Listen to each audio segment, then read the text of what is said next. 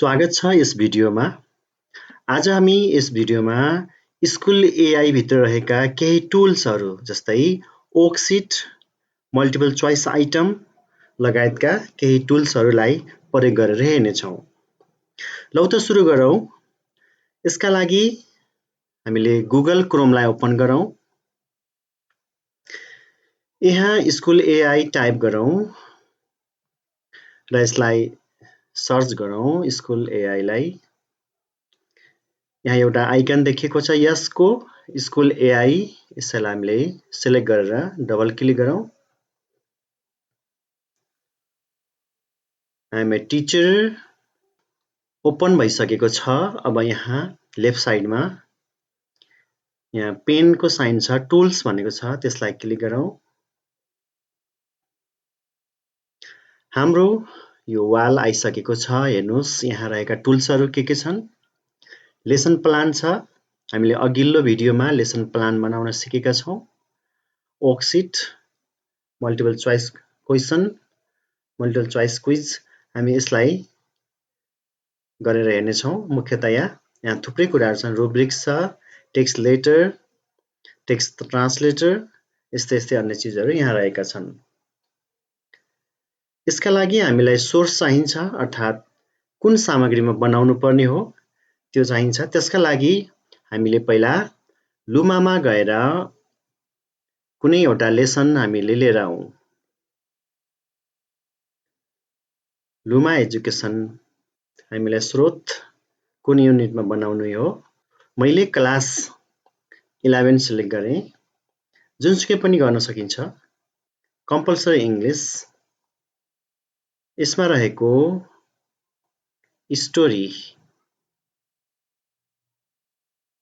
Selfish giant, यसलाई हामीले download गर्नुपर्ने हुन्छ। मैले यसलाई डाउनलोड गर्छु।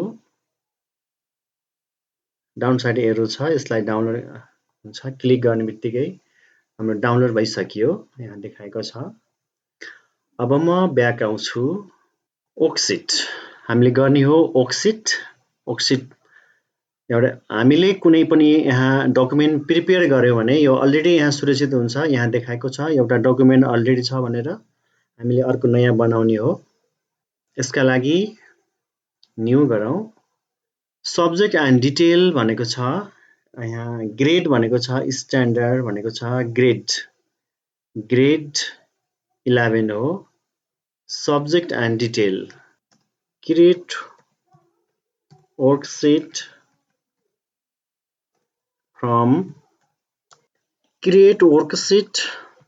from given file.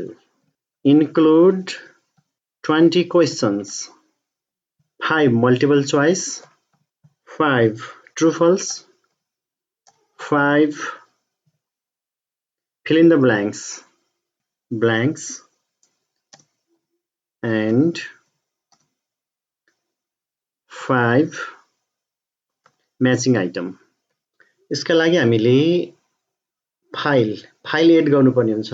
यहाँ एड फाइल भनेको छ। एड फाइल गरौँ, क्लिक गरौँ। माई डिभाइसमा फाइल रहेको छ। अपलोड फाइल, केही समय लाग्छ यसलाई। अब यसलाई हामीले क्रिएट गरौँ। हेर्नुहोस् हामीले भने अनुसारको क्वेशनहरू रेडी भएर आइसकेको छ। Multiple choice item part 1, part 2 true false item, matching item. यसरी हामीले विद्यार्थीहरूलाई अभ्यासका लागि यो दिन सक्दछौँ। यो भयो हाम्रो वर्कसिट भयो। मल्टिपल चोइस आइटम यहाँ छुट्टै पनि रहेको छ। मल्टिपल चोइस आइटम, यसबाट पनि हामीले मल्टिपल चोइस आइटमहरू बनाउन सक्दछौँ। भोकाबुलरी लिस्ट हेरौँ।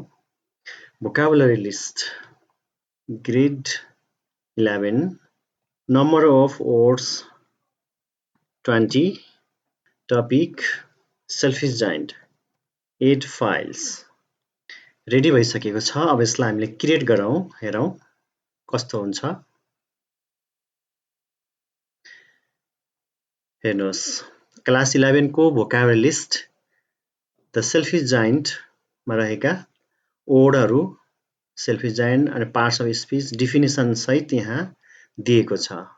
हेर्नुहोस्, यसरी यो स्कुल एआई का टुल्सहरू अत्यन्तै उपयोगी छन्। हस्त आजलाई यति नै।